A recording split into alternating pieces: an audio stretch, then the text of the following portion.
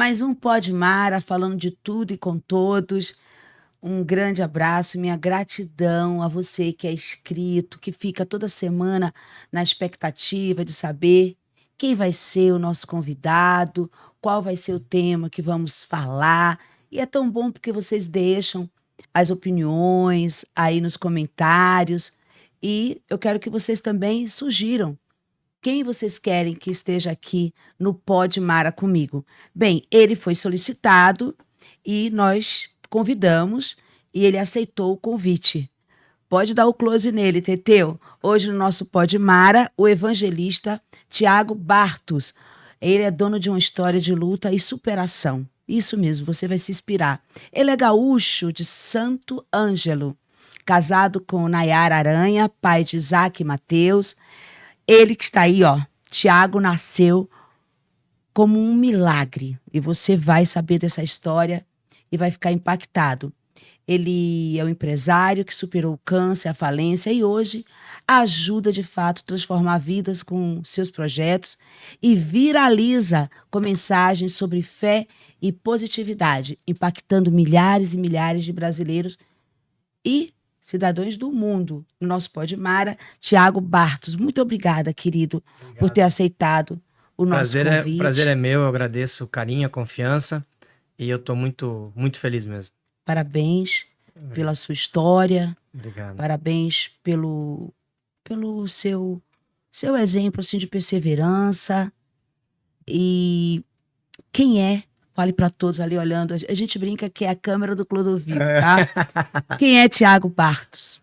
Então, como você já adiantou, né? Eu sou casado com a Nayara Aranha Bartos, pai do Isaac, do Mateus.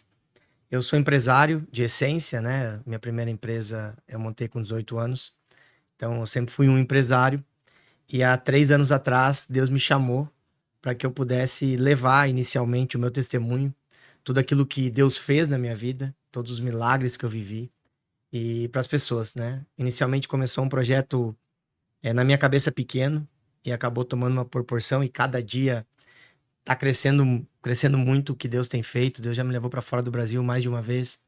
A gente voltou recentemente de uma tour que a gente fez nos Estados Unidos, eu e o Lucas Augustinho, e viajamos Um abraço na parte pra da ele. Flórida. O Lucas que tem que trazer o Lucas aqui. O Lucas E é um querido. transmita o nosso convite para ele.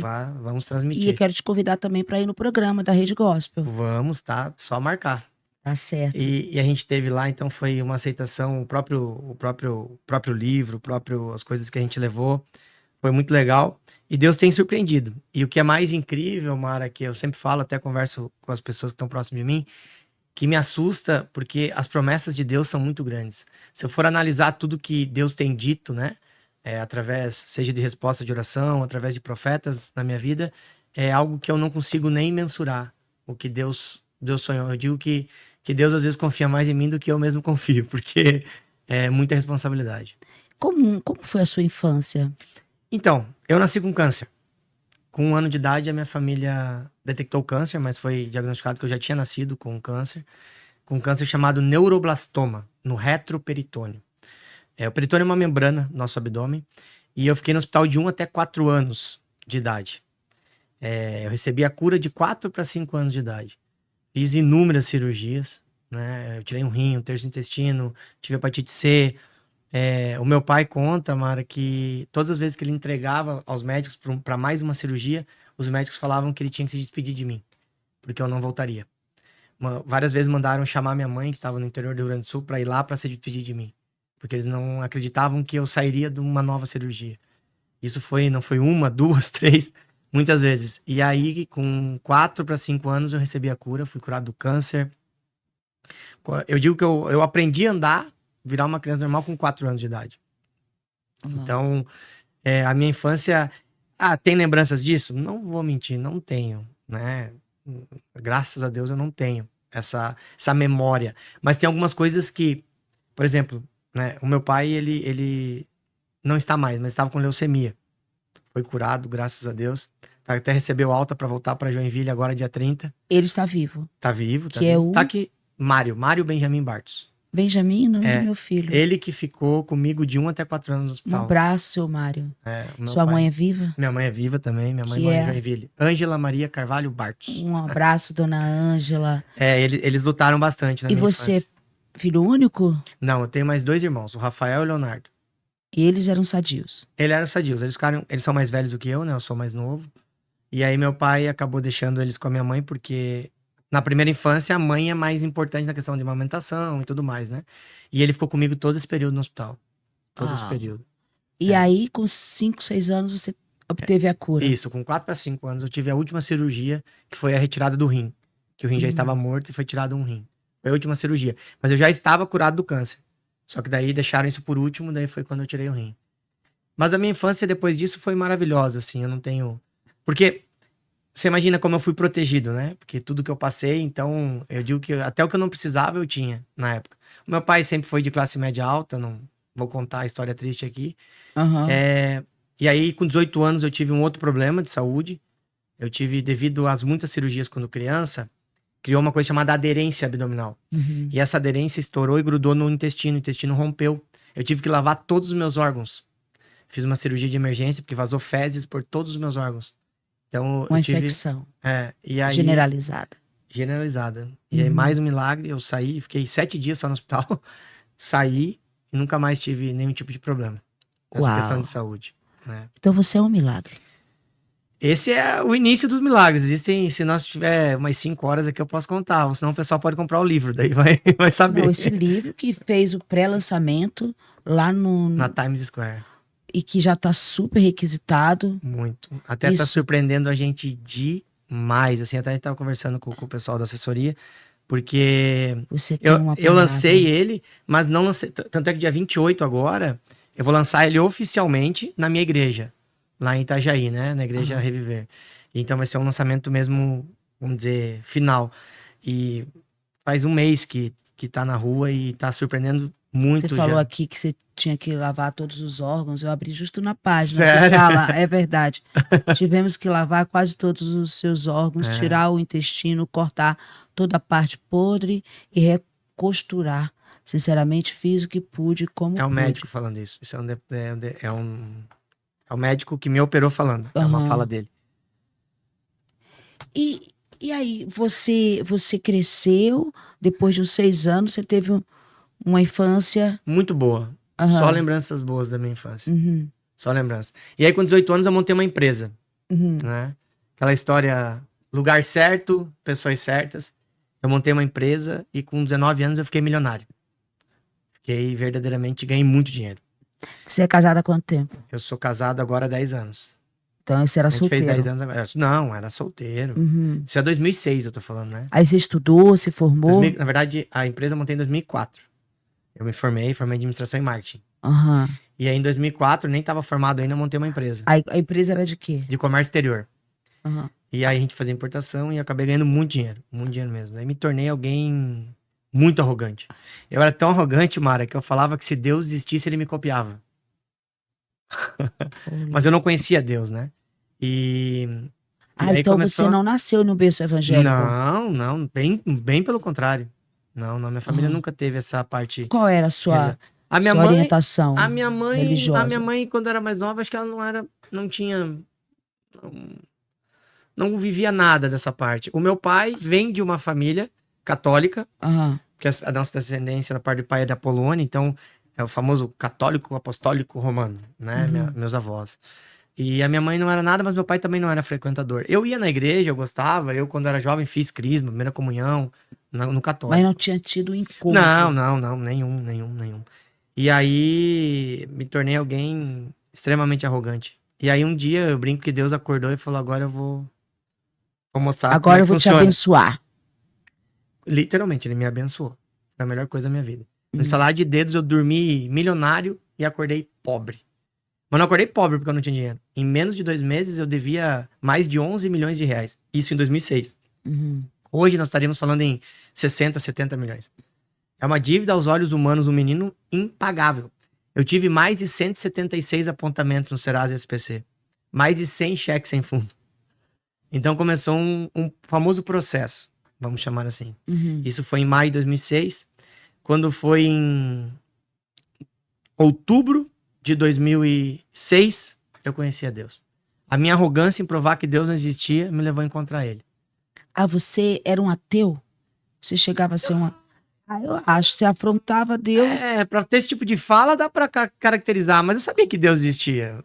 Só que a minha arrogância era... Sabe aquela história de que eu sou o cara, eu posso tudo? Sabe? Porque o dinheiro, ele acaba te trazendo muitas facilidades, né? O dinheiro, na verdade, infelizmente, o E quando capitalismo... você estava assim, nessa sua primeira experiência, você se envolveu assim com álcool, bebida, com droga? Droga nunca, mas festa, muita bagunça, muita bebida, muita.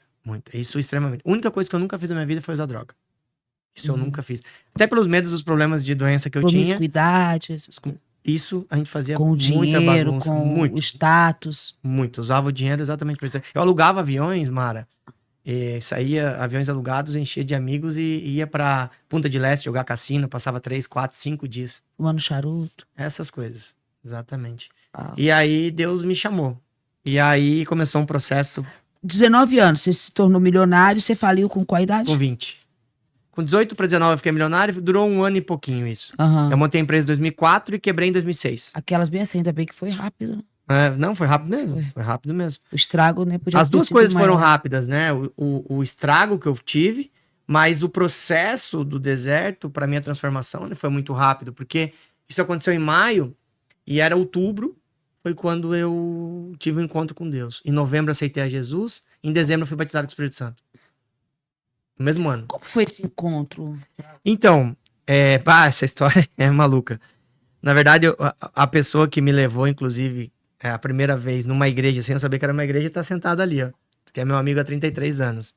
Ô, Pedro. Você estava falando da experiência quando você ficou milionário, você faliu, você falou da sua experiência com a cura, que teve uma infância, né? Nos primeiros anos da infância, com problema de enfermidade, que recebeu a cura. Agora, antes de você dar uma continuidade na sua história, eu quero convidar vocês para estarem também acompanhando algo maravilhoso que o Thiago faz na internet, toda semana, a mesa. A mesa toda semana, no meu canal do YouTube. Explica ali para a câmera do Clodovil o que é exatamente a mesa. Então, a mesa eu tenho um canal no YouTube, que é Bartos Thiago. É meu nome, se você colocar, você vai ver. E lá eu coloco um conteúdo chamado A Mesa. A Mesa é toda quarta-feira, impreterivelmente, é lançado um episódio completo, com os cortes no Instagram, que você pode ver sempre no Instagram também, tem muitos cortes do que é gravado no meu Instagram também, que é bartos.thiago. E lá eu falo sobre algum tema específico, tudo baseado na Bíblia. São episódios curtos, rápidos, 12, 15 minutos, 8. E geralmente quantas pessoas ficam Normalmente é eu e mais 6 pessoas à mesa. Quem nunca viu e vai ver, pode falar assim, não é uma coisa meio espírita, a mesa. Não, pelo contrário. Vamos lá. A mesa é a extensão do céu. Tudo que aconteceu, biblicamente, perdão, correção, ensinamento, tudo aconteceu à mesa. Jesus perdoa Judas à mesa, José perdoa seus irmãos à mesa, a mesa tem cura, tem transformação.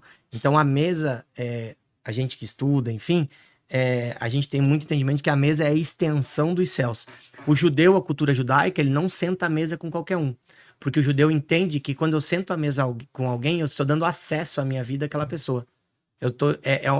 Ele entende que ele está validando. Até hoje, na cultura judaica, vamos dizer que eu sou judeu e você não. E nós estamos conversando à mesa. Passa alguém aqui que é judeu e olha, ele entende que eu estou validando você. Até hoje isso. Isso é cultura judaica. Então, para o judeu, ele não senta à mesa com todos. Porque ele entende que ele está dando acesso à pessoa. Então é bem... E quantos episódios no total? Tem um ano que você está fazendo. Mas acho que não tem um ano completo. Aham. Se eu falar, eu vou estar... Porque eu não lembro Mas de cabeça. toda semana, toda Tem quarta. toda semana. Eu acho que deve bater uns 50 episódios para mais. Ah. É muita coisa. Impreterivelmente. Toda quarta. Ontem, nós Às estávamos 20 gravando. horas? Não. É lançado às 10 da manhã agora. Antes eu lançava de noite, agora a gente mudou. Muita gente pediu e tal durante o dia. Então a gente lança às 10 da manhã, de quarta-feira. Quanto tempo tem que você se converteu? É que depende do ponto de vista. Aham. Eu aceitei Jesus em 2006. Aham. Conheci a Deus em 2006. Aceitei Jesus, fui batizado com o Espírito Santo. Fiquei uma caminhada. E aí eu me afastei dos caminhos de Deus. Fiquei um tempo longe. E aí eu voltei, fazem 3 anos que eu me 2006 batizei. você se converteu. E ficou quanto tempo? Eu- Firme. Firme, eu acho que eu fiquei uns 4 anos, 5 Aí anos. desviou. Aí desviei Caiu. completamente. Eu ia na igreja e tal, mas é aquela história, né? É que assim, tem muitas pessoas que vinculam, às vezes você tá me assistindo, Thiago, mas eu vou na igreja no domingo, desculpa, mas isso não valida que você é um cristão ou que você é reconhecido pelos céus. Na verdade, o verdadeiro evangelho que eu acredito, Mara, é o evangelho do que a gente prega na rua, que a gente prega lá fora. Porque igual eu subo em púlpito, se você pedir pra mim falar, eu falo durante 3, 4 horas. Eu tenho um pouco de conhecimento, eu tenho uma Uma boa desenvoltura, oratória. uma oratória boa, né? Tenho um desempenho bom, eu vou falar. Eu conheço a Bíblia. Só que isso não desculpa, mas isso não valida que eu sou um cristão, isso não valida que Deus tem orgulho de mim. Esse é os erros de hoje. A gente olha as pessoas lá em cima de púlpito ou em vídeos na internet e verdadeiramente acha que aquelas pessoas são perfeitas. Não é. O evangelho verdadeiro é aquilo que você prega quando as luzes se apagam e a cortina se fecha. É no seu secreto que você prega o evangelho. Meu Deus. É as pessoas verdadeiramente reconhecerem você como um cristão sem que você abra a sua boca. Através das suas atitudes, do seu posicionamento, a forma de agir. Então as pessoas confundem muito, né? Tem uma analogia que fala, uma frase que diz assim: vá, pregue o evangelho. Se necessário for, use as palavras. Com os atos, O com a evangelho é conduta. pregado através da conduta, das atitudes, das decisões que a gente tem. Então a gente tem que parar de generalizar que todo mundo que está pregando evangelho em púlpito, todo mundo que está indo no culto no domingo, todo mundo que fala bem. Não, desculpa. Isso pode ser um dom, mas isso não te valida. O que vai validar é o seu secreto, é a sua Bart, família. você é um missionário hoje. Se eu pegar biblicamente, sim, sou missionário, porque eu sou enviado por muitos lugares para falar de Deus, então eu me considero um missionário. Mas Porque você também é um empresário. eu sou a minha principal. É porque hoje o que me sustenta é as minhas empresas. Eu tenho meus negócios. Então Deus me abençoa nisso. Então, para mim fazer tudo que eu faço, viajo. Vou dar um exemplo, né? Hoje à noite eu tenho um evento aqui que eu vou participar. E nesse evento, até as pessoas que me convidam sempre falam: vou te mandar passagem, vou te mandar isso aqui. Eu falo: não precisa. Eu tô chegando. Me diz o dia, a hora e o lugar. Por quê? Porque eu entendo que eu preciso levar isso que Deus fez. Não é justo eu cobrar alguém para falar do que Deus fez na minha vida. O milagre que ele fez em mim. Então, assim, eu já tenho os meus recursos, graças a Deus. Vamos falar um pouco desses recursos. Hoje você tem as empresas. Sim. Para quem está assistindo a gente, É. saiba. Exato. Eu, na verdade, eu quebrei, como eu falei, né, no início, e Deus restituiu 100 vezes mais, né? Hoje eu tenho 7 empresas. Eu tenho algumas empresas em alguns ramos que são as maiores do Brasil, tem as 4 ou 5 maiores empresas do Brasil. Hoje a gente tem centenas de milhares de funcionários. Então, financeiramente, graças a Deus, aos olhos humanos, eu sou muito bem sucedido, né? E só que, então, eu não consigo entender. Eu não sou contra, aqui, só para deixar claro, existem evangelistas, pastores, missionários que vivem da obra. Certo. Né? Então, tem gente, Jesus não cobrava para pregar o evangelho. Gente, isso é a maior besteira do mundo quem fala isso, tá? Então, assim, tem muita gente que vive disso, né? Eu tô dizendo que eu não vivo disso. Certo. Eu respeito quem cobra para pregar, eu respeito... eu entendo que o culto não deve ser cobrado. Certo. Tá? Eu entendo que se eu estou numa igreja, pregando a palavra em uma igreja, eu não devo cobrar. Isso é meu entendimento para qualquer pastor, evangelista. Isso é meu entendimento, Thiago. Então, assim como eu respeito que eles cobrem, eu espero que respeitem a minha opinião. Então, a minha opinião é que eu acho que dentro de uma igreja, se eu estou cultuando ao Senhor, se eu estou levando a palavra de Deus, não deve ser cobrado. Isso é o que eu entendo. Mas, porém, entretanto, é como eu estou dizendo, eu sou um empresário. Então, eu não posso entrar em julgar alguma coisa quem vive do evangelho. Então, vamos dar um exemplo, os músicos. Né? Os levitas, né? Exato. Se a gente for entrar para defender isso, é muito. Então, os músicos, por exemplo, vamos falar do Lucas Augustinho, por exemplo, certo. que é hoje, se não é o maior, é um dos maiores do gospel no Brasil. Ele tem toda uma estrutura para carregar. Ele anda com os músicos dele. Ele tem o salário dos músicos dele.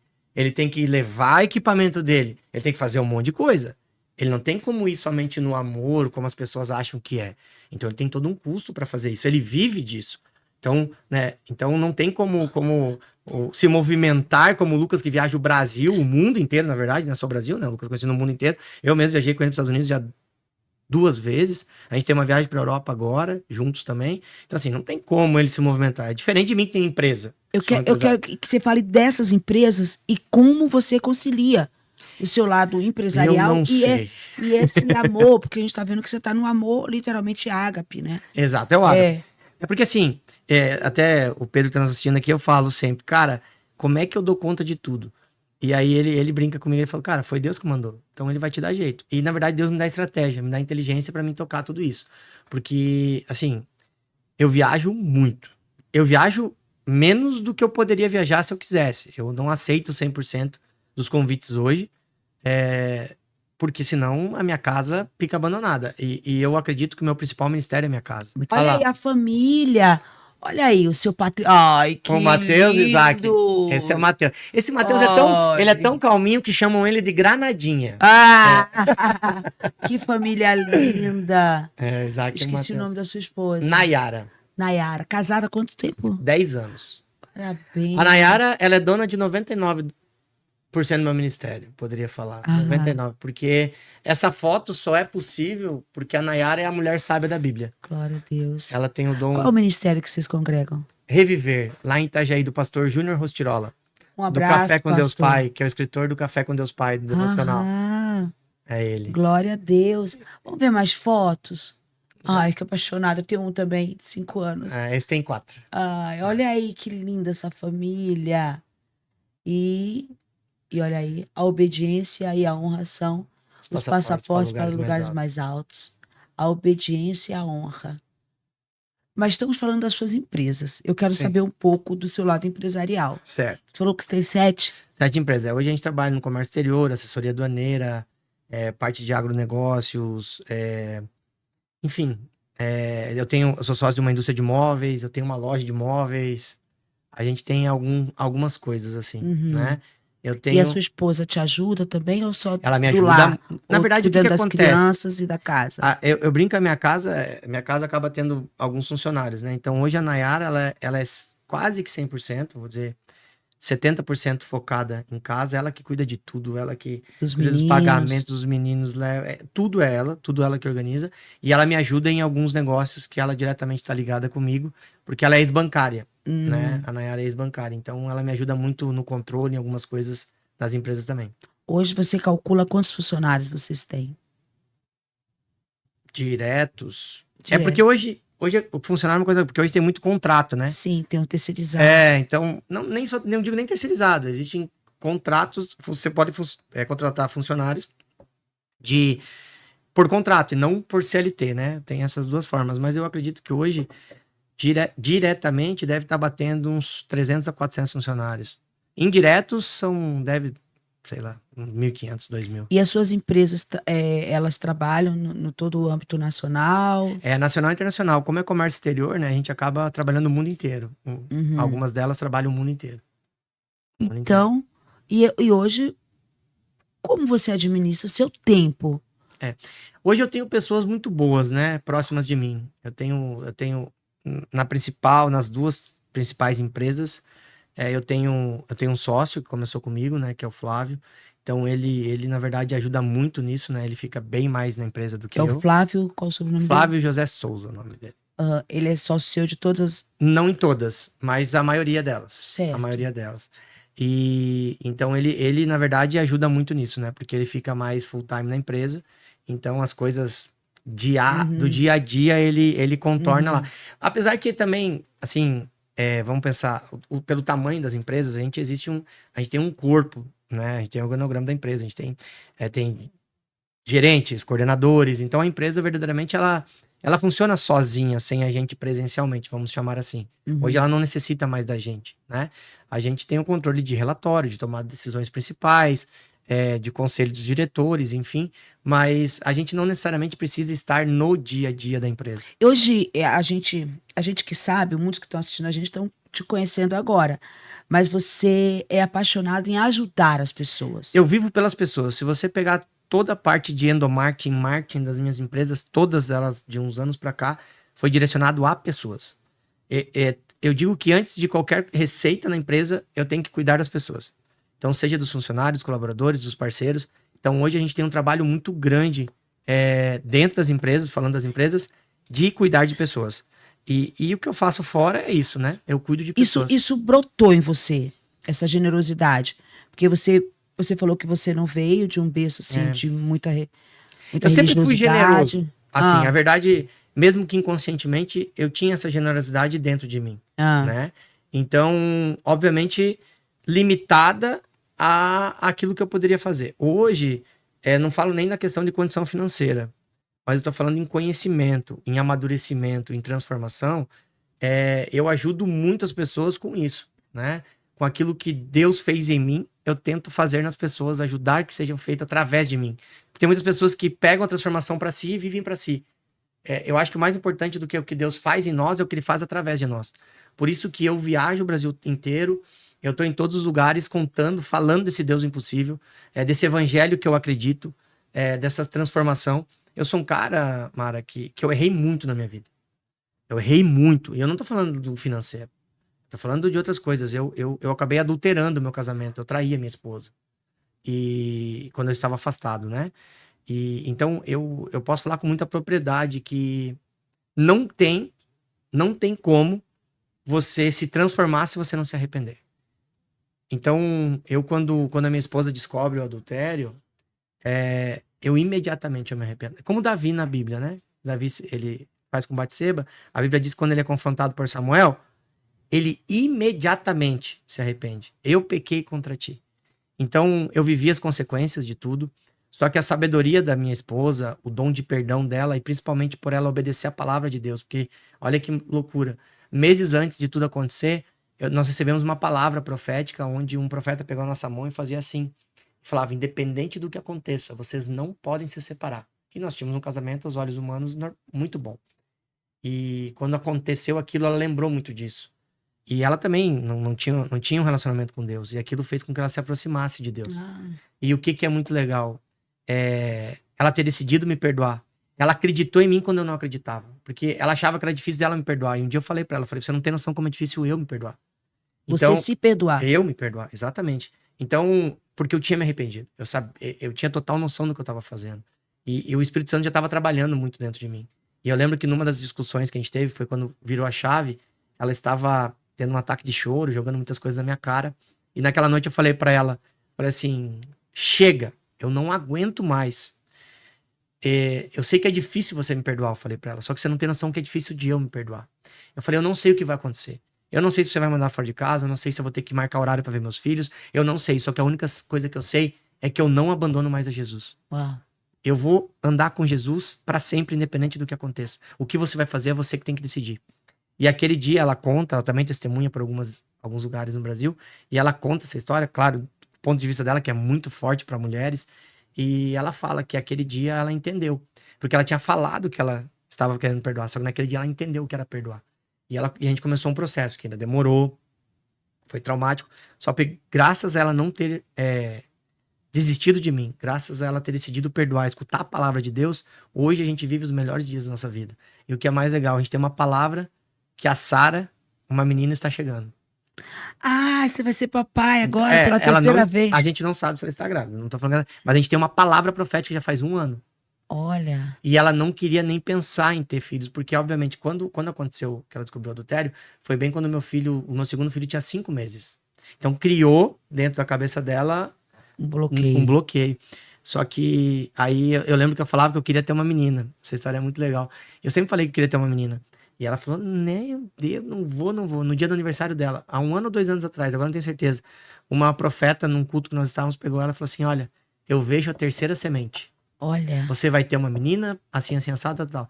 Aí ela recebeu a palavra, só que ela falou assim pra mim, beleza, Deus quer, então Deus vai ter que mudar o meu coração. Aí eu virei pra ela, lembro como se fosse, eu estava deitado lá em Gramado. Eu virei pra ela, Deus só tem que mudar o seu coração? É só isso? Isso pra ele é fácil. Hoje, ela tá mais ansiosa e quer mais do que eu. Olha. Então, Deus... Nayara, né? Nayara, E é muito legal porque hoje a gente olhando pra trás, hoje a gente fala sobre o problema, hoje a gente conversa sobre tudo o que aconteceu e é muito legal quando a Bíblia diz, aquela passagem que fala, né? A mulher sábia edifica a sua casa e a tola destrói com as próprias mãos. Uhum. Qual a expectativa que você tem da sua vida? Porque eu rapidamente eu pensei, olha, já testemunho de cura da infância, veio de uma família, né, financeiramente estável, Sim. se formou, sabe o que é ter dinheiro, sabe o que é perder dinheiro. Hoje restaurou a sua vida profissional, a família, e está amando, né, o ministério, levar a palavra de Deus. Qual a sua expectativa para o futuro? Sabe o que eu aprendi, Mara? Que eu não tenho expectativas, Ah, talvez no que eu quero alcançar. Eu, Deus me ensinou, através de tudo que eu já vivi, porque Deus sempre fez em mim muito mais do que eu pude sonhar, né? Eu nunca vou conseguir devolver para Deus tudo que Deus já fez para mim. Nem que eu, a partir de hoje, Ele não me dê mais nada e eu passe o resto da minha vida entregando a Deus. Eu não vou conseguir pagar essa conta. Essa conta é impagável. E eu não tô falando aqui de financeiro. Eu tô falando de tudo. Eu não tenho como devolver para Deus a família que Ele me deu. Eu não tenho como devolver para Deus a esposa que Ele me deu. Eu não tenho como devolver para Deus tudo que ele te a, restaurou. a saúde que Ele me deu. Não tem como. Tudo que Ele me ensinou. Quem eu me tornei. Eu digo que testemunho não são apenas as histórias bonitas que a gente vive. Testemunho é aquilo que a gente se torna. E eu não tenho como pagar essa conta para Deus. Então eu não me sinto no direito nem de criar expectativas, Mara. Eu verdadeiramente oro todos os dias para que Deus guarde o meu coração. Uau. E principalmente que eu consiga cumprir aquilo que Ele sonhou para mim. Porque o que Ele sonhou para mim é muito maior do que eu sonhei. Tem uma passagem bíblica que eu amo muito, que ele fala assim: os meus pensamentos são diferentes dos vossos pensamentos. Assim como o céu e a terra, os meus caminhos são mais altos que os vossos caminhos, e os meus pensamentos mais altos que os vossos pensamentos. Então, o que eu entendo? Mara, você pode sonhar o que você quiser. Isso vai ser pífio, vai ser pequeno perto do que Deus sonhou para você. Amém. Então, eu não me sinto nem no direito de criar expectativas a algo. A minha única expectativa é não perder o meu coração, porque eu já testei o dinheiro, e o dinheiro não me corrompe. Se eu tiver passando, o diabo vai tentar a gente aonde a gente é fraco. Ele nunca vai tentar a gente naquilo que ele sabe que ele não vai conseguir. Então, o diabo nunca vai botar um banco com a porta aberta com o dinheiro lá dentro para mim pegar. Porque ele sabe que eu não vou pegar o dinheiro. Essa não é a minha fraqueza, né? Então, assim, eu já caminhei, como você falou, por muitas áreas, né? Então, o diabo... Então, acaba que o ministério está fazendo com que eu me torne alguém conhecido, né? Eu sou conhecido há algum tempo pelas minhas empresas num nicho empresarial no Brasil. Porque eu sou muito jovem, a minha empresa tem... Essa empresa que hoje nós somos a quinta maior do Brasil, e de Santa Catarina do Brasil, em movimentação de containers, ela é uma empresa que tem 12 anos. Eu tenho só 40. As empresas que estão à frente da gente têm 30 anos de empresa, 20 anos de empresa. Então a gente é um case de sucesso. Então acaba que eu sou muito conhecido nesse nicho específico como empresário bem-sucedido. Só que o ministério, ele tá me levando a um... E você é próspero, porque... Exato. Então, assim, só que hoje eu sou reconhecido em restaurante, eu sou reconhecido na rua, eu sou reconhecido num elevador, acaba que o ministério, as pessoas acabam o nosso alcance diariamente vai aumentando. Como é a dinâmica do seu projeto com o Augustinho? A gente tem um projeto chamado Tudo Novo de Novo. Tudo novo de novo. Como é que começou isso? Eu e o Lucas, o Lucas, na verdade, ele faz parte do meu início no ministério. Os primeiros eventos que eu fiz, que eu participei, ele me acompanhava. Depois a gente acabou se separando, assim, pelo correr da vida. E o ano passado, a gente fez um evento, a gente estava até relembrando isso. A gente fez um evento junto no interior do Mato Grosso do Sul. E a gente voltou junto no avião e nós íamos conversando. E ali foi muito legal, assim, a gente criou uma aliança muito forte. A família dele, a minha família hoje, a gente é uma família de verdade, sabe? A Isabela, que é a esposa dele, a gente é apaixonado por ela. A Isabela eu digo pra Bela, a Bela é muito melhor do que o Lucas, gente. Você conhece o Lucas, mas ela canta mais que ele, vocês podem não acreditar. Ela canta mais, ela é mais legal, ela é mais bonita. A Isabela é muito melhor que o Lucas. E brincadeiras à parte. São amigos mesmo, né? A gente é apaixonado, né? As nossas casas, as nossas famílias, a gente tá junto toda hora. Tudo novo de novo. Tudo novo. É um canal, existe um canal no YouTube também, que a gente começou agora, chama Tudo Novo de Novo. A gente faz uma live toda segunda-feira. Toda segunda-feira, a gente lança uma live no canal do Instagram do Lucas e no meu canal do Instagram. E toda segunda-feira. E aí, o que é essa live? Essa live é um mini culto. Ele faz um louvor de 8, 10 minutos e eu uma palavra de 8, 10 minutos. Os dois canais do Instagram e depois isso completo vai pro YouTube. E a gente colocou E viraliza legal. Não, sabe o que é mais legal? A gente não tem essa intenção de... Não foi feito para isso. Porque no Mas final, alcança. a gente tem um acordo que todo final de oração eu faço o apelo para as pessoas aceitarem Jesus e para as pessoas voltarem, aqueles que estão afastados. Mara, se você... Assim, ó, são centenas de pessoas. A gente começou esse projeto agora. Que todo final de culto que eu faço oração, aceitam a Jesus pela internet, voltam para casa, porque eu falo, ó, você que tá aceitando Jesus, eu faço uma introdução, escreve aqui, eu aceito. Ou você escreve, eu volto. Mara, eu falo, eu me emociono. Até a gente tava semana passada... Vou escrever lá, eu volto. Eu volto para casa. E é muito legal, Mara, porque semana passada a gente teve uma reunião, eu e o Lucas, a gente tava num evento junto, e a gente precisava decidir se a gente ia continuar isso. Por quê? Porque isso dá bastante custo, esse projeto. Por quê? Porque o Lucas grava no Rio, eu gravo em Joinville, a gente tem uma equipe que junta, faz aula, você sabe que isso é... E o Lucas, a agenda dele é... Eu tenho um estúdio próprio, eu montei um estúdio para mim, então eu não tenho custo para fazer. E a gente sentou para conversar sobre isso. Sobre, será que a gente continua e tal? Daí o Lucas falou, pô, mas será que tá tendo resultado e tal? Resumidamente, a gente pegou os números, daí a gente olhou, a gente não olhou para os números de quantas pessoas estão assistindo. A gente pegou o número de pessoas que aceitaram Jesus e voltaram para casa. E uma alma vale mais do que o mundo Na todo. hora, nós falamos, bora. Tanto que segunda-feira ele vai ter que gravar de manhã pra gente colocar à noite, porque acabou os episódios dele. Então, assim, pra nós, e o Lucas tem esse coração como o meu, independente do artista que ele se tornou, gospel, o alcance que ele tem, Tem a foto dele aí? Tem a relevância. uma imagem dele? Mais Lucas? recente, porque ele emagreceu. Se nós botar uma dele gordinha aqui, ele vai ficar brabo. Eita! E o Lucas tem esse coração, sabe? Então, e a gente tá preocupado mesmo em atingir pessoas, em ganhar Quanto pessoas tempo para Jesus. tá fazendo tudo novo de novo? Eu acho que fazem 2 meses ou 3 meses. É recente. E recente. a mesa tem mais tempo. A mesa bem mais tempo. A mesa o canal da você mesa faz você e convidados eu sozinho e muitos convidados. variados. Variados. Às vezes repete, às vezes não. Mas muita gente já passou pela mesa. E o livro? Você tem uma palavra? Então, esse livro é minha história. Esse é meu testemunho completo desde o dia que eu nasci. Forte, hein? Aí conta muitas histórias. As pessoas têm que ler esse livro, sabe? Eu não sou vendedor de livro não, tá, gente? Todo o dinheiro do livro que é vendido, ele é destinado a obras sociais. Não deve se falar isso. Eu sei que não deve. O que a mão esquerda faz, a direita precisa saber. Só que as pessoas precisam entender. Quando eu falo que as pessoas precisam ler esse livro, é pelos testemunhos que eu recebo dele. Tem pessoas que aceitaram Jesus. Tem pessoas que lendo o livro foram curadas de câncer. Pessoas lendo. Eu tenho testemunhos no meu Instagram de uma senhora. Aí, ó. Ai, gente. Olha aí. Olha aí. Tudo novo saiu bastante na mídia, as pessoas. Uhum. E as pessoas. Teve uma senhora, é muito recente, essa história me comove muito, porque ela falou que ela estava lendo o livro, e ela estava lendo na parte de câncer, e quando ela estava lendo, ela estava com câncer de mama. Ela ia fazer. Tava marcada a cirurgia. E ela falou que ela leu o livro. E quando ela estava dentro do livro, ela sentiu um calor muito grande queimando o seio dela. Queimando. Ela continuou lendo, ela leu o livro em 2 horas, leu o livro inteiro, mandou... Ela me mandou no dia que ela leu.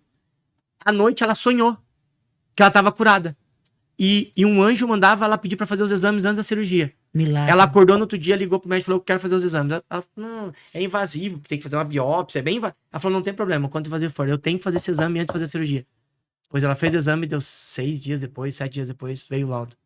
Curado. Eles falaram, eu não sei o que aconteceu, mas não tem mais nódulo. Vamos fazer de novo. Refizeram, porque pode ter colocado não sei o que, o catéter, não sei o que, no lugar errado. Refizeram o exame, a mulher foi curada. Glórias a Deus. E não tem a ver comigo, você entende? É isso que eu quero dizer. Eu sou apenas um personagem na história. O dono da história é Deus. As pessoas... Até uma coisa pra você saber, em primeira mão, eu nunca falei isso em lugar nenhum. E eu não tinha autorização, por causa de compliance e contrato de sigilo. Mas agora eu fui autorizado. Está sendo rodado um filme com a minha história. Glória a Deus. Alguns artistas nacionais e internacionais conheceram a história. E uma produtora aqui de São Paulo me procurou para comprar a minha história, né? E vai ser gravado um filme. Não tem o nome ainda. Você tem uma palavra. Vai ser Você o nome do livro. Só que ele vai ser um filme maior do que o livro, em termos de história. Porque daí vai dar detalhes da minha vida no sentido mesmo de quando conheci a Nayara. Tem muita coisa. Já imagina, né? Uma criança que nasce. Vai ser muito pesado. E o meu pai. Saúde. Daí vai estar o meu pai também, que agora acabou de passar por leucemia. Então a história vai ser baseada em fatos reais, né? Da minha Quantas história. pessoas estão vendo a gente e de repente fala assim, poxa, ele tá falando ali que quando ele foi, né, um auge, quando era jovem, depois teve a experiência com a falência e que ele reconhece que teve arrogância. Mas quando a pessoa reconhece a arrogância, é o quebrantamento dela, É o temor, né? é o temor. É. Porque Sabe o que eu digo? Muitas pessoas, até para se você tá assistindo a gente, você deve estar pensando assim, Thiago, mas eu tô com a vida destruída, eu sou pecador, eu não sei qual é as circunstâncias que você tá inserido, eu não sei, e de verdade não me interessa. Só que a única coisa que eu sei é que existe um Deus do impossível. Existe um Deus que ele tá o tempo inteiro de braços abertos esperando. Não interessa o pecado que você cometeu. Eu sou um cara que eu sou extremamente pecador. Agora você é perfeito? Não, eu continuo pecando. A gente peca todos os dias, por isso que a gente precisa do evangelho diário. Se o evangelho que você escuta não é o evangelho que te transforma todos os dias, isso não é evangelho. A gente é transformado e melhorado todos os dias. A gente precisa declarar aos céus que a gente precisa dele. Então eu não sei quais as circunstâncias que você tá, eu não sei o que você tá vivendo. Mas assim, não interessa o até agora, interessa o que você vai fazer daqui pra frente. Então se posicione. Se você às vezes está afastado de Deus, você está longe de casa, volta. Existe a parábola do filho pródigo. O filho pródigo sai de casa, leva toda a sua herança.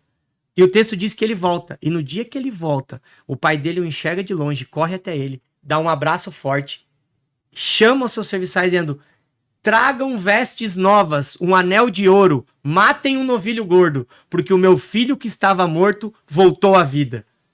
Ele não se preocupou com o que o filho fez, ele não estava preocupado com os erros do filho. Não. Ele só estava feliz que o filho voltou. E eu falo isso em nome de Deus. Deus está feliz por você voltar para casa. Deus está feliz em te receber. Vai valer o que você vai fazer daqui para frente. Consequências, você vai ter que cumpri-las. Só que você pode viver diferente. Você pode viver na presença de Deus, na casa de Deus. Então não interessa o que você fez até agora. Vai interessar o que você faz daqui para frente. Deus pode todas as coisas. Deus pode todas as coisas. Depende mais de você, de mim, de nós, do que dele. Vou te fazer uma pergunta, Thiago. Claro. As pessoas, quando elas se desviam, elas sempre confessam que é muito difícil voltar. Uhum. Que elas até querem voltar. E você também tem essa experiência. Sim, muito. É a diferença da alegria e felicidade. É difícil voltar. É difícil. Por isso que tem aquela frase, já ditou, né? Ou volta no amor ou na dor. Já ouviu essa história, né? Então, a gente escutava muito isso quando era pequeno. A verdade é o seguinte: qual que é a diferença das bandejas de Deus e as bandejas do diabo? É que as bandejas do diabo, elas te dão alegrias momentâneas. Alegria é algo momentâneo, algo que você sente agora e daqui a pouco você já não tá mais sentindo. Então, assim, quantas pessoas escutam: ontem eu fui pra festa, fui pra balada, outro dia acordei com vazio, acordei mal, acordei triste. Porque ele viveu uma alegria momentânea. É isso que as bandejas... O diabo nunca vai te dar felicidade.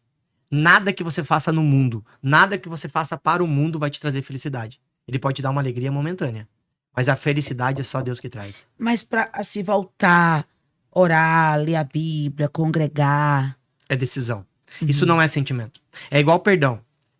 As pessoas falam: eu não sinto em perdoar. Você nunca vai sentir. Porque perdão não é um sentimento, perdão é uma decisão. E você voltar, você se transformar é uma decisão. Se você ficar esperando acordar todos os dias, hoje eu vou sentir em voltar, hoje eu vou sentir em parar, você nunca vai fazer. Porque isso é uma decisão. É difícil, é duro, só que vale a pena. Eu sempre digo, esperar em Deus, às vezes é demorado e é dolorido.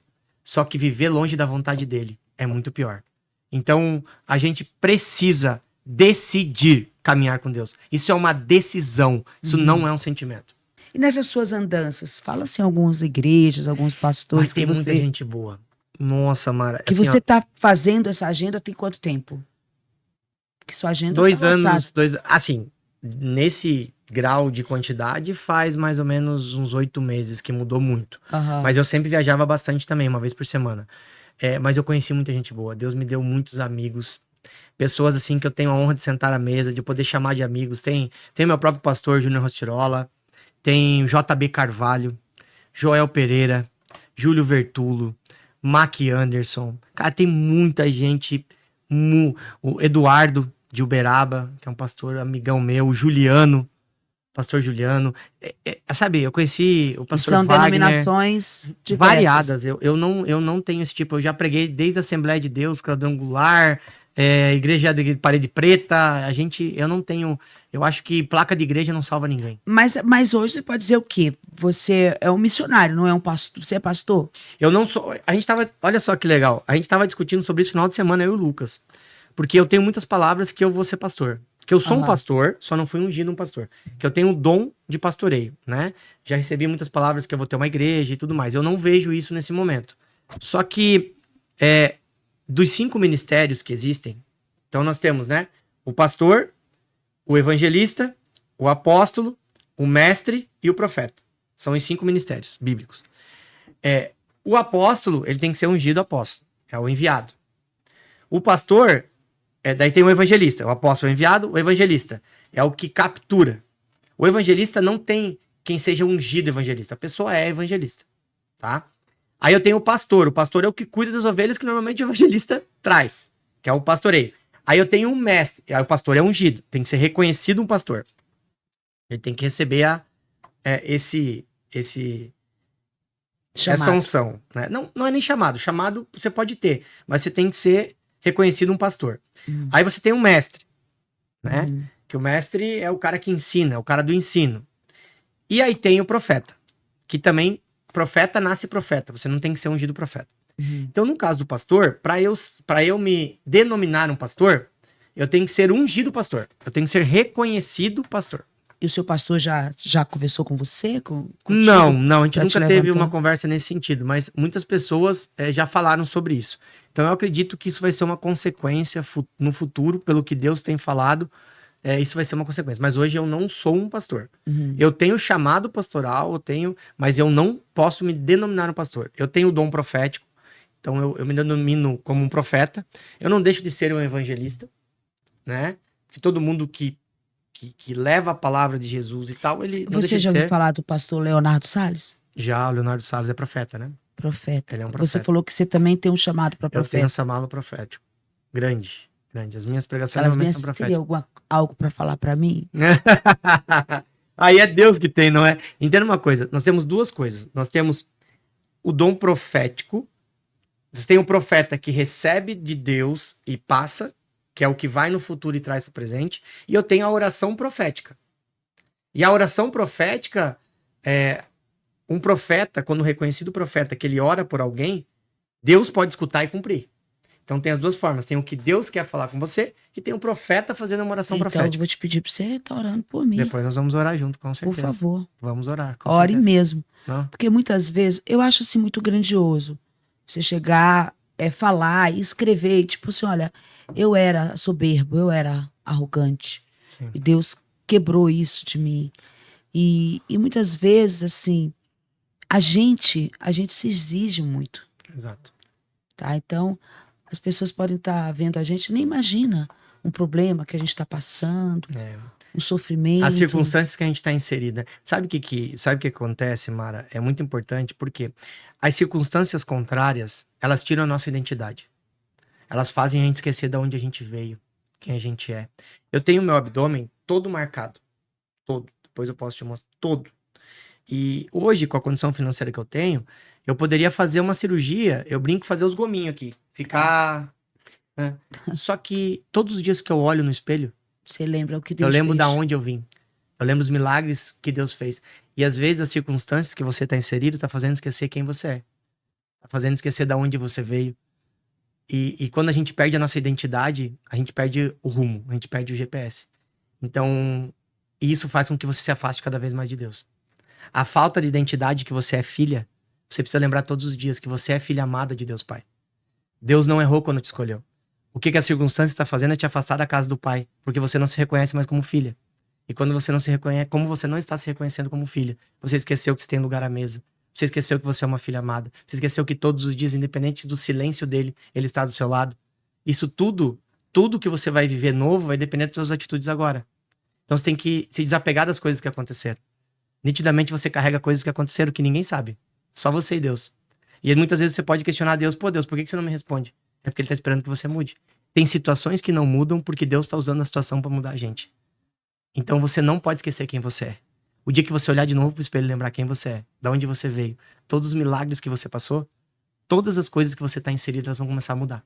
Elas vão começar a se transformar. Essas atitudes vão mudar. Não tem como a gente viver o novo de Deus, Mara, fazendo Gente, as eu não tô coisas conseguindo antigas. parar de chorar. Ai, meu Deus do céu. Então é importante que você se posicione. É importante que você lembre quem você é primeiro.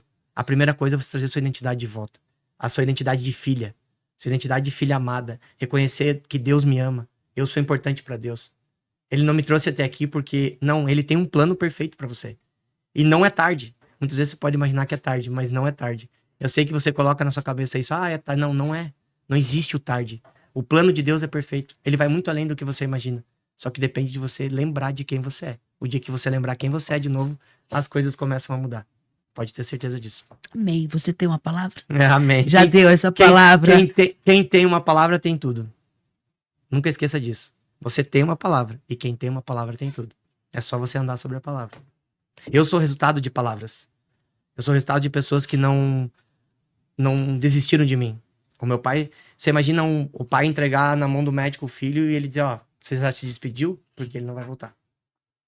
Eu tava com meu pai, Mara, recentemente, um pouco antes da pandemia, não lembro se foi antes ou depois da pandemia, nos Estados Unidos, em Orlando, na fila de um brinquedo da Disney.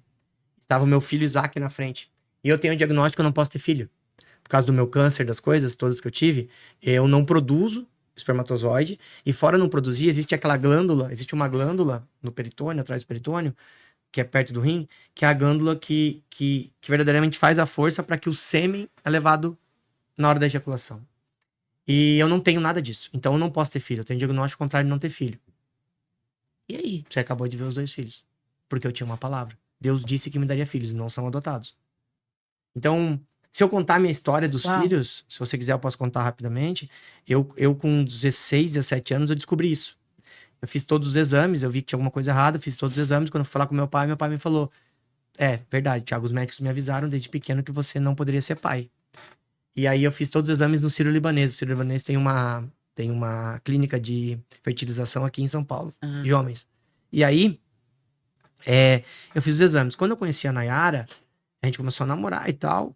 Aí eu vi que ela era diferente. Eu vi que ela seria a mulher da minha vida. E aí eu fui conversar com ela. Ah, e daí? Você gosta de criança? Lá, eu amo. Falei, você pensa em ter filho? Ela falou assim, é meu maior sonho. Nó. Aí eu não tive coragem na hora. Aí beleza, a gente continuou a namorar e tal. Aí quando a gente foi casar, eu falei pra ela. Falei assim, você precisa saber. Nós vamos ter que pensar em adotar.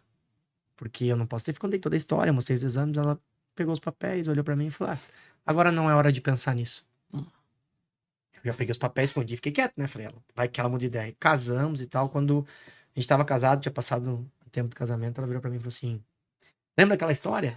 Agora vamos voltar a falar disso. Falei, mas eu não posso ter filho. E aí, foi. Ela descobriu um médico em Curitiba e ela me pediu pra que eu fosse fazer pelo menos os exames.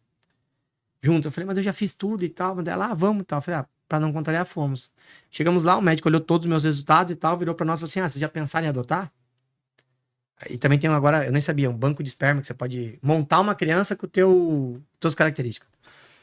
Aí nós começamos a chorar e tal, e começamos a conversar, e daí ele virou pra mim, tá faltando só a biópsia. Falei, como assim tá faltando? Que eu não tô achando, cadê a biópsia? Falei, nunca fiz e tal. E a biópsia testicular. Literalmente, é tirar um pedaço do testículo e fazer uma análise. E aí, ele falou, se você quiser ter 100% de certeza, a gente tem que fazer. Aí eu virei pra ela e falei assim, não vou fazer isso aí, não precisa. Ele falou, é importante você fazer porque é uma chance, mesmo que eu acho que não vai ter nada e tal. Aí a Nayara, quando eu olhei pra ela, tava com aquela cara do gato do Shrek olhando pra mim, você vai fazer, né? Aí marcamos pra fazer o exame, é um exame muito invasivo, muito, que literalmente ele tira um pedaço do testículo. E aí eu fui fazer esse exame e fiz o exame. Quando eu voltei da anestesia e tal, ela tava ansiosa, a gente subiu pro médico, daí chegamos no médico, ele falou, e aí, tá doendo? Olhei pra cara dele e falei, tá de sacanagem de perguntar isso, né? E aí ele, olha, a gente vou usar o termo assim, enfim, a gente abriu o testículo maior, porque todo homem tem um maior e menor, e no maior nós não encontramos nada. Nenhum tipo de vestígio, ele falou, de espermatozoide. Só que nós já estávamos ali, a gente abriu o outro. Eles abriram os dois numa só cirurgia. E no pequeno a gente encontrou inúmeros espermatozoides. E aí a gente tirou, congelou, enfim, preparou a Nayara, quando a Nayara foi fazer, quando descongelaram, morreu. Eu tive que refazer tudo de novo. Ó, Mas escuta, olha só. Só que no testículo que tinha, eles abriram, não tinha nada. Abriram o outro que na primeira vez não tinha, tava cheio. olha. Aí tivemos, né? Mas Sim. Deus tem detalhes contigo, hein? Não, calma, vai ficar pior. E aí, e aí, e aí Deus, a gente fez a primeira vez, não deu certo, infelizmente perdeu e tal. Aí fizemos, daí pegamos, nós tínhamos congelado um, que é o Isaac. Eu brinco que ele é o picolé, né? E aí a gente colocou o Ele já Isaac. tá se O Isaac, soltando, né? o Isaac existe aí, tá aí. Aí passou um tempo, a gente Literalmente, Isaac. decidiu o Matheus. Quando chegou lá, tinha também um congelado igual ao do Isaac, que tinha sobrado. Descongelaram ele, tava morto. Tive que refazer tudo de novo. Que luta. Fizemos. Ah, beleza e tal. Deu certo. Passou. A gente recebeu uma palavra que tem uma menina. Pelo natural a gente não consegue e tal. Fomos lá fazer de novo. Tive que refazer de novo.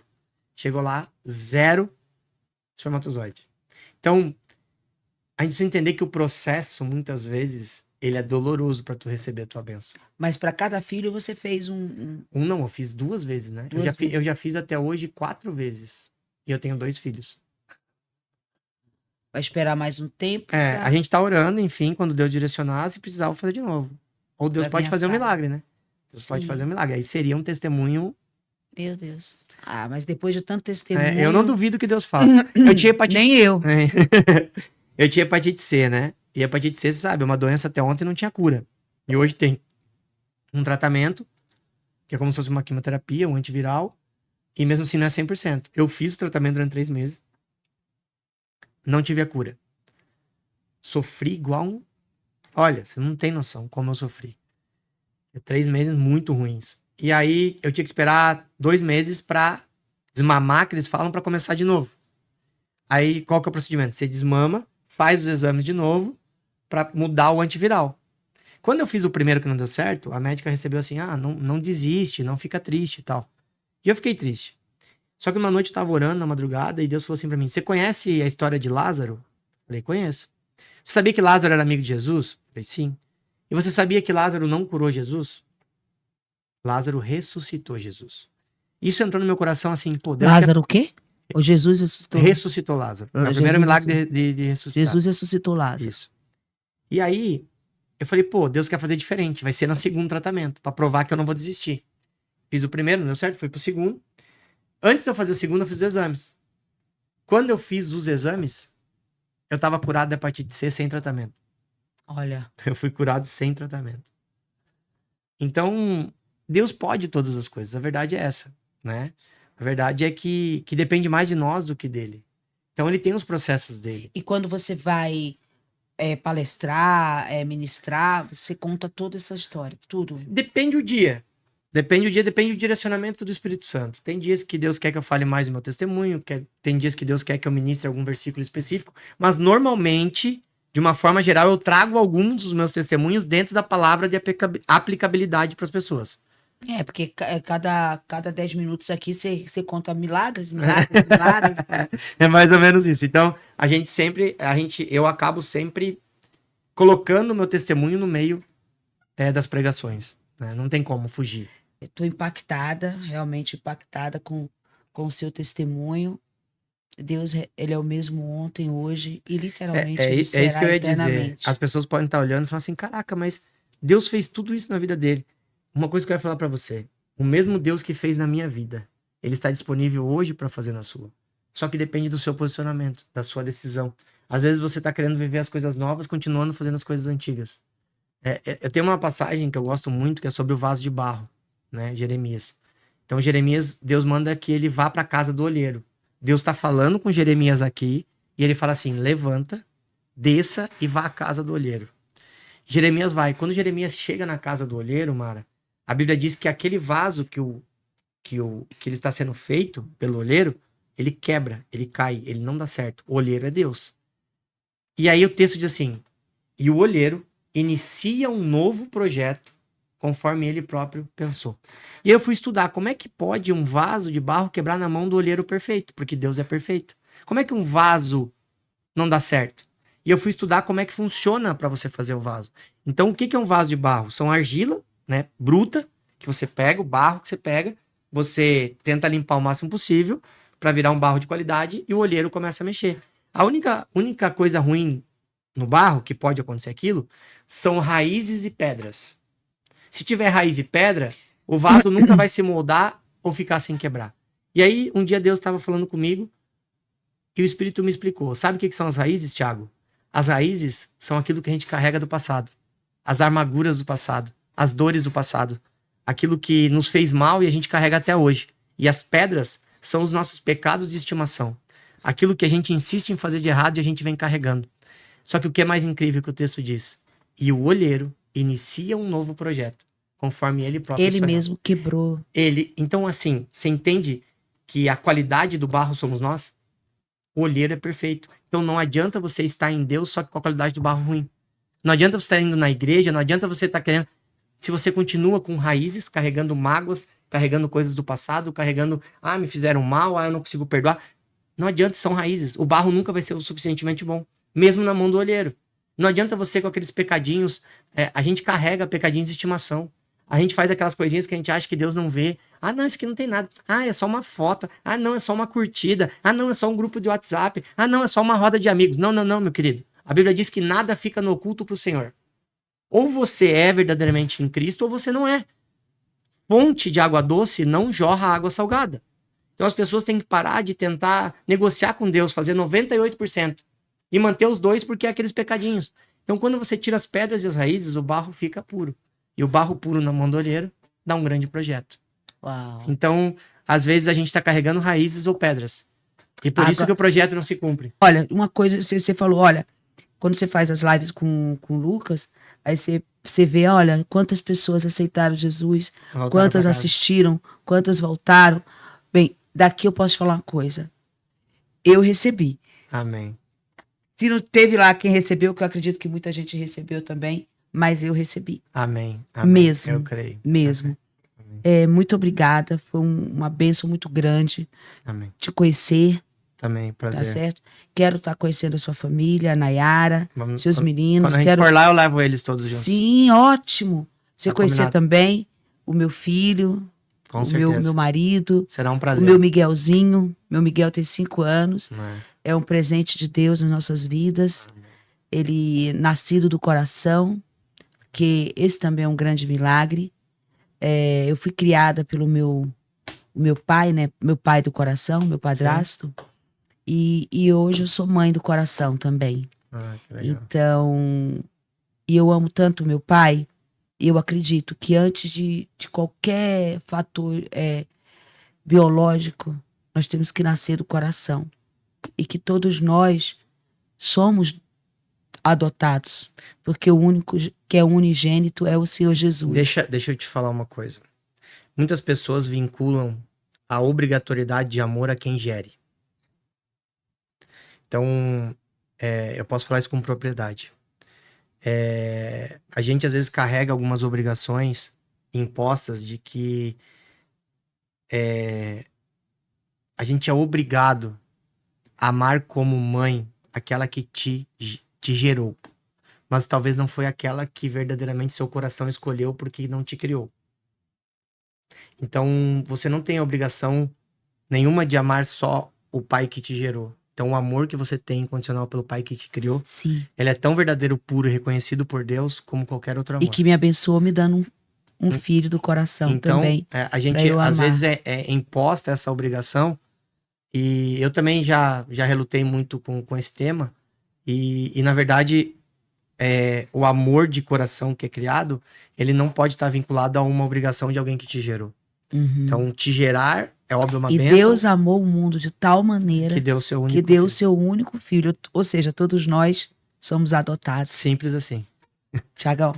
Prazer em te conhecer. Deus abençoe. Estaremos juntos aí com certeza. Gente, olha, tá aqui, ó, o livro. E para quem quiser comprar, adquirir. No meu site. www.thiagobartos.com.br. E te convidar. Daí no Instagram, manda mensagem, tem um e-mail no próprio site. No perfil do Instagram tem os contatos. Tem tudo lá, só mandar que a equipe responde. Gostou? Curtiu? compartilha, dá like e por mim eu continuaria aqui conversando mais e mais tempo, tá?